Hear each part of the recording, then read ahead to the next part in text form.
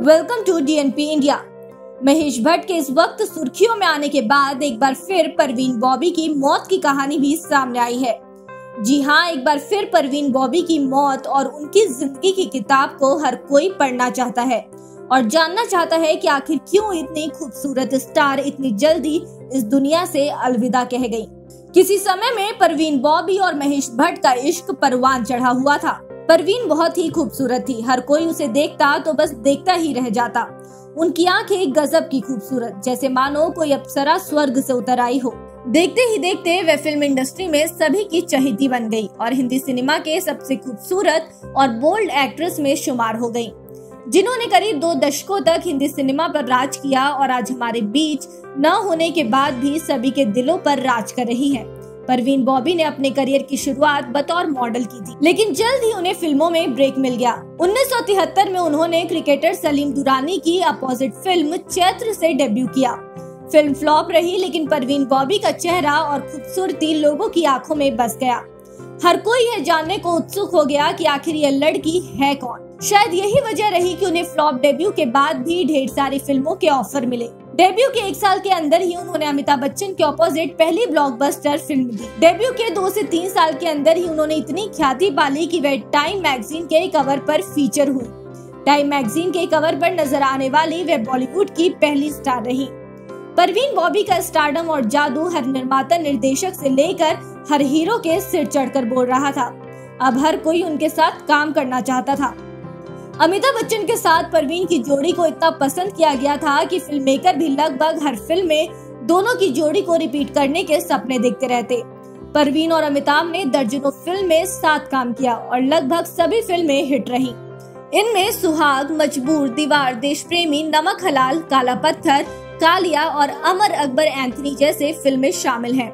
80 के दशक तक सब कुछ ठीक चल रहा था, लेकिन 1983 में परवीन को न जाने क्या हुआ कि वह किसी को बताए बिना ही फिल्मों और इंडस्ट्री की चकाचौंध से गायब हो गई। किसी को इसका नहीं पता था कि परवीन आखिर अचानक क्यों और कहां चली गई। उस वक्त कई ऐसी अफवाहें उड़ी कि हो सकता है परवीन भी अंडरवर्ल्ड के चक्कर में फंस गई हो। वह सालों तक गायब रही और उनकी कई फिल्में उनकी अनुपस्थिति में ही रिलीज की गई। बाद में पता चला कि परवीन बॉबी ने 1983 में ही भारत छोड़ दिया और अध्यात्म की तलाश में अपने दोस्तों के साथ अमेरिका चली गई।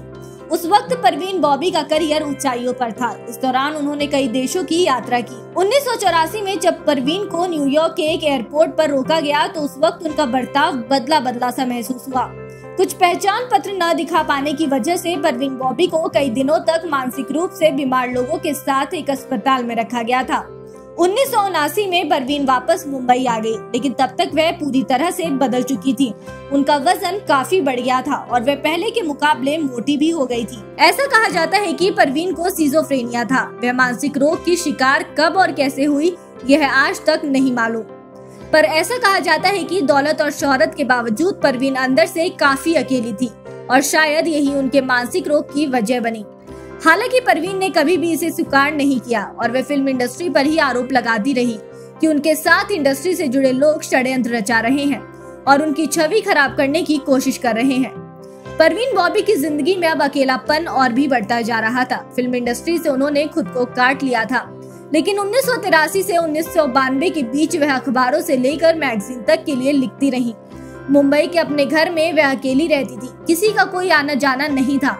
जो उनके अपने थे उन्होंने भी परवीन बॉबी से कन्नी काटनी शुरू कर दी थी।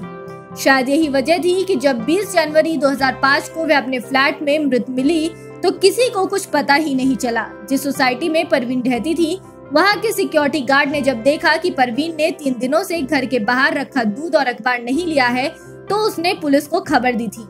महेश भट्ट, जिनके साथ कभी परवीन बॉबी रिलेशनशिप में रही थी, उन्होंने एक इंटरव्यू में कहा था कि बात 1979 की है। जब वह घर आए तो उन्होंने परवीन को एक फिल्म की कॉस्ट्यूम पहने देखा। वह घर के कोने में सिकुड़ कर बैठी थी और हाथ में चाकू था। महेश भट्ट को देख परवीन ने उन्हें चुप रहने के लिए कहा और बोली, बात मत करो, इस कमरे में कोई है, वे लोग मुझे मारने की कोशिश कर रहे हैं। महेश के मुताबिक यह पहली बार था जब उन्होंने परवीन को ऐसी हालत में देखा था। धीरे धीरे यह स्थिति और भी खतरनाक होती चली गई। बाद में पता चला कि परवीन को सिजोफ्रेनिया था और एक खूबसूरत अदाकारा ने हमेशा के लिए दुनिया को अलविदा कह दिया, मगर आज भी कई लोग उनकी मौत को लेकर कई लोगों को जिम्मेदार मानते हैं। अभी तक की जानकारी यहीं तक। DNP इंडिया पर देखते रहिए नई वीडियोस और ताजा खबरें सटीक जानकारी के साथ। चैनल से जुड़े रहने के लिए सब्सक्राइब करें और हमारे फेसबुक पेज को भी लाइक करें। नमस्कार।